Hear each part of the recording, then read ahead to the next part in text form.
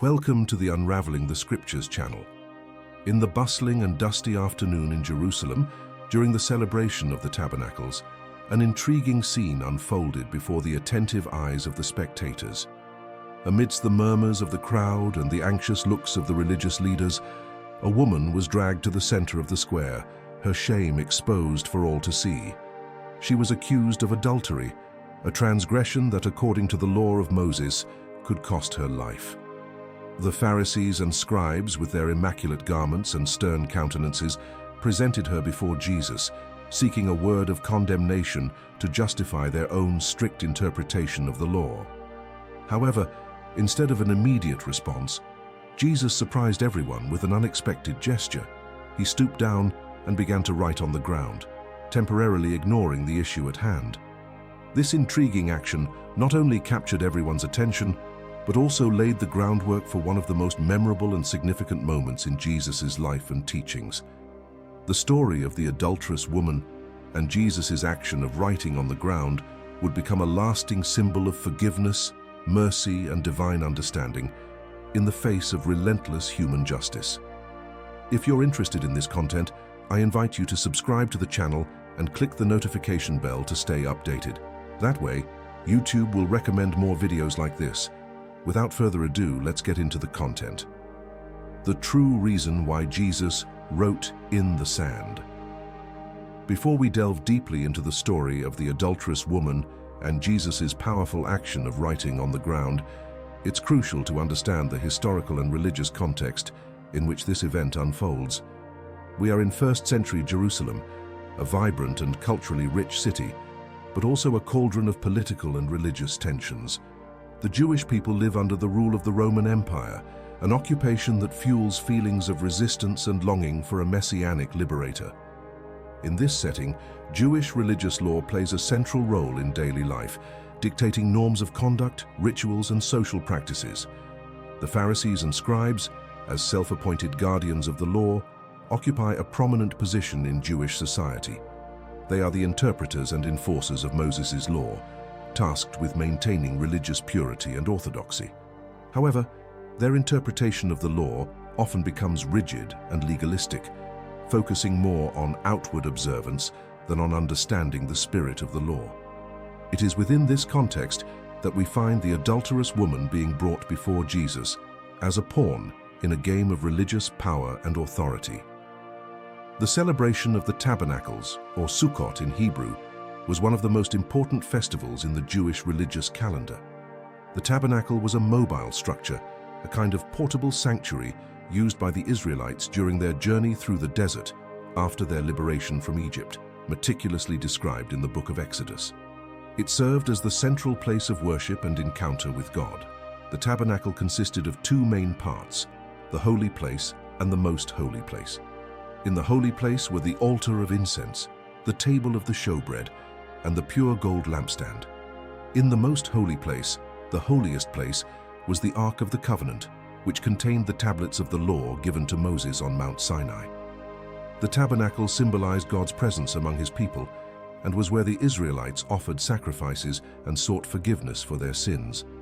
During the Feast of the Tabernacles, which lasted for 7 days, the Jews built temporary booths called Sukkot in memory of their ancestors' pilgrimage through the desert after their liberation from Egypt. These booths were made of natural materials, such as tree branches, and symbolized the people's dependence on God during their journey. During the festival, the Jews also performed worship ceremonies and offered sacrifices at the temple in Jerusalem. It was a time of joy and gratitude, where families gathered to celebrate the harvest and God's faithfulness in providing for their needs. The Feast of the Tabernacles also had a prophetic significance, pointing to the future restoration of Israel and the establishment of the kingdom of God on earth. In the midst of this festive atmosphere, the Pharisees and scribes, religious leaders of the time, set a trap for Jesus. Knowing his reputation for compassion and his teachings that challenged traditional interpretations of the law, they brought to him a woman caught in adultery, gathering a crowd to witness the event. In doing so, they hoped to put Jesus in a difficult situation. If he supported Moses' law, which required the stoning of the adulteress, he might seem insensitive to mercy.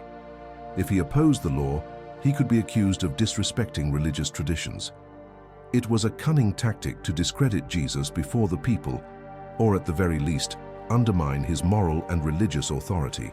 The trap of the Pharisees and scribes revealed not only their political astuteness, but also their lack of understanding of Jesus' true teachings and his message of love and forgiveness.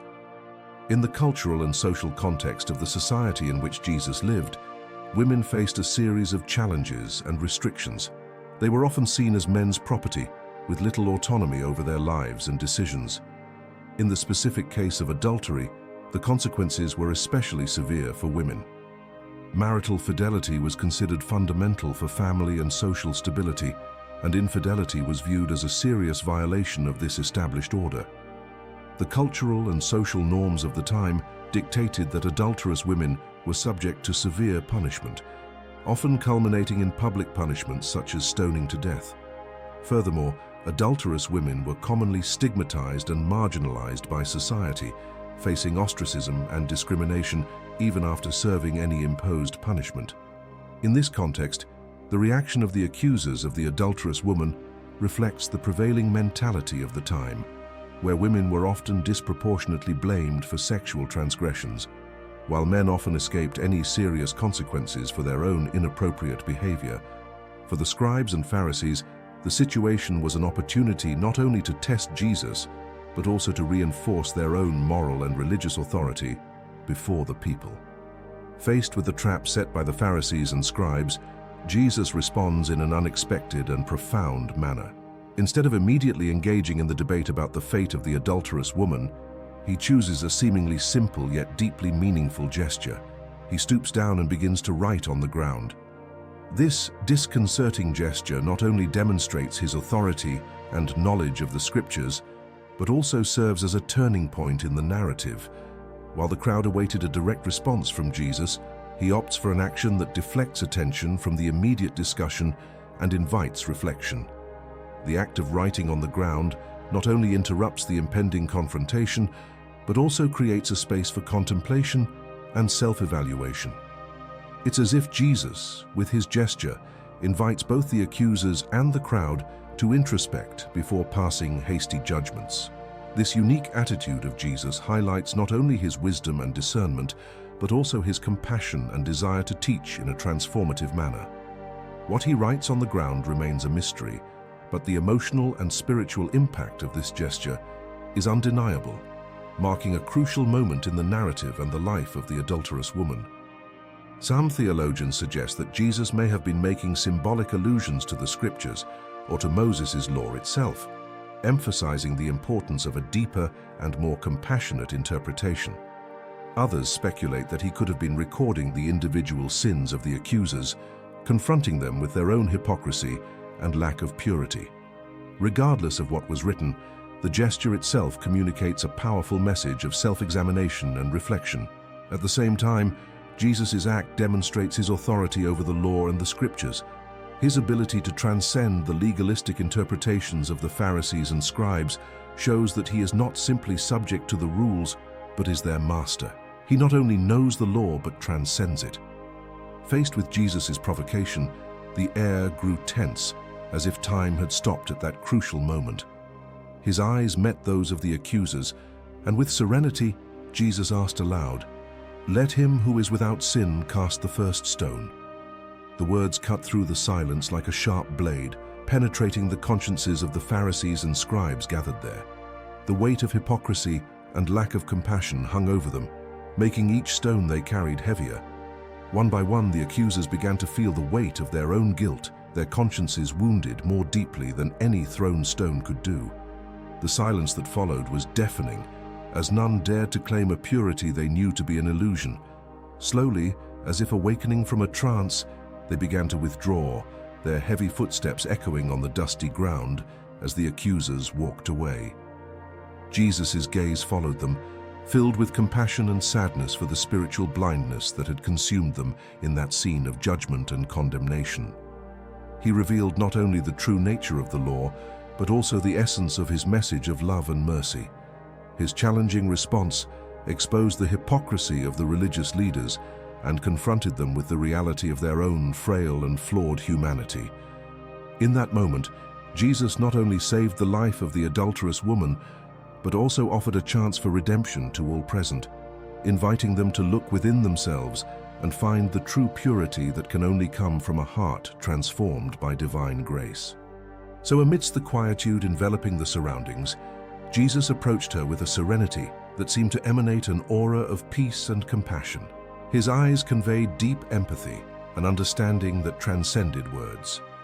He didn't need many gestures to express what was in his heart. With a gentle yet firm voice, Jesus addressed the woman, whose eyes still reflected fear and shame from her past. He said, "Neither do I condemn you. Go and sin no more." Each word echoed like a melody of hope, a promise of renewal and restoration. It was as if in that moment the chains of the past had been shattered and a new path lay before her. Jesus' declaration was an invitation to profound personal transformation. He not only absolved the woman of her guilt, but also encouraged her to embark on a new path, to walk in righteousness and redemption. His eyes conveyed unconditional love, an acceptance that surpassed any past mistake or failure. It was as if in that moment, the woman felt the weight of judgment and condemnation being replaced by liberation and renewed hope.